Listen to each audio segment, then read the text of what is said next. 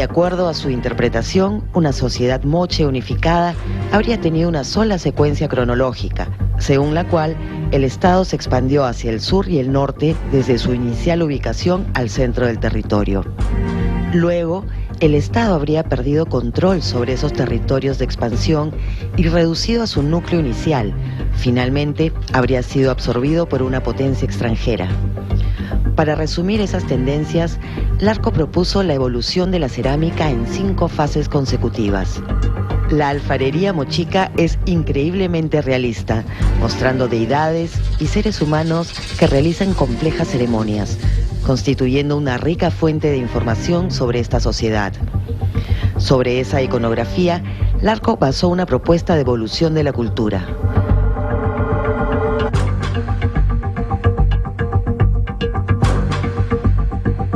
Hoy en día, la moderna investigación científica ha modificado parcialmente esta interpretación. Aunque la secuencia cronológica de la cerámica se sostiene bastante bien, se piensa que por el contrario, los mochicas siempre fueron varios desarrollos autónomos que dispusieron de numerosos centros políticos integrados en forma algo laxa por rituales y ceremonias que eran comunes, pero bastante diferenciados políticamente y disponiendo de secuencias cronológicas particulares. Que lo que nosotros sabemos sobre el pasado es una aproximación a partir de fuentes mudas.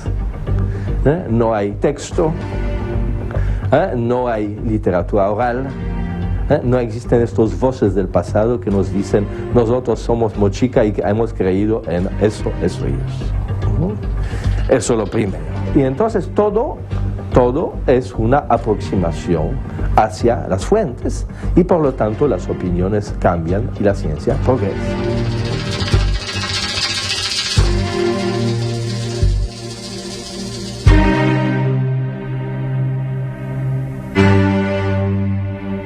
Esta es la sociedad que verdaderamente innova, o sea, la que crea las nuevas estructuras sociales, la que pasa, ¿no es cierto?, de ser una sociedad de lo que llamamos cacicazgos a sociedades estatales, ¿no? Porque es la época en la que se innova la tecnología. O sea, hay muchas razones para que esta sociedad sea una suerte de laboratorio de lo que pasó. Julio Cetello trabajó en Paracas hallando las famosas tumbas Necrópolis y Caverna, que contenían muy finos mantos, mientras que en Nazca, un colaborador suyo, Toribio Mejía Cespe, escribió uno de los primeros artículos sobre las misteriosas líneas que estaban comenzando a ser percibidas. Poco tiempo después, el importante arqueólogo norteamericano John Rowe estudió la alfarería Nazca para plantear una secuencia cronológica de la cultura basada en el análisis iconográfico. Del mismo modo que entre los mochicas, los Nazca crearon una fina cerámica que los distingue y singulariza, confiriéndoles una fuerte personalidad cultural. Si los mochicas eran escultores de la arcilla, los Nazca, por el contrario, fueron pintores de la cerámica. Los norteños usaron la alfarería para esculpir rostros, los famosos huacos retratos, mientras que los Nazca simplificaron las formas de las vasijas para utilizarlas como superficie para pintar. Se han encontrado evidencias de ceramios que representan a un mismo personaje en diferentes etapas de su vida y que muy probablemente han representado a personajes de la élite y en algunos casos quizás algunos que deben haber pasado por el sacrificio ritual también, ¿no?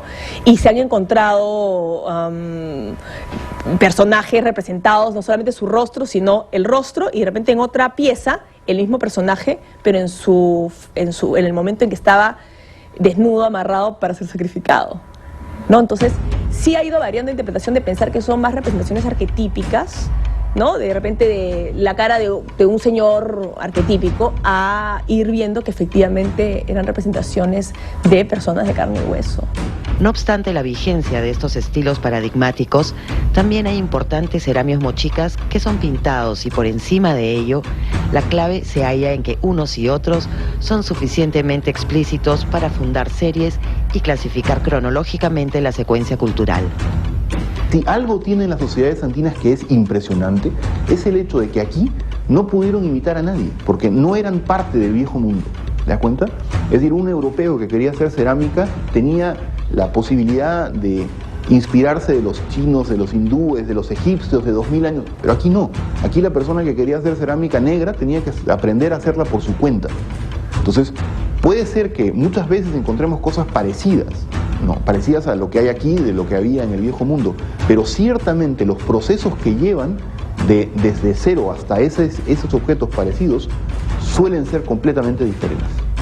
De este modo, las principales conclusiones, tanto de Rowe para Nazca como del Arco para los mochicas, se mantienen vigentes y revelan la fuerza que aún conserva la interpretación arqueológica fundada en los restos materiales de alfarería. Un estudio reciente de Christopher Donan ha demostrado que se representan individuos a lo largo de su vida. Podemos encontrar la cara del mismo individuo cuando era joven, cuando era ya una persona mayor, cuando era adulta y cuando estaba senil. Es decir, que perseguían a personajes, lo cual nos lleva a pensar que la vieja hipótesis de Rafael Arco de que son los jefes los que se retratan es probablemente correcta.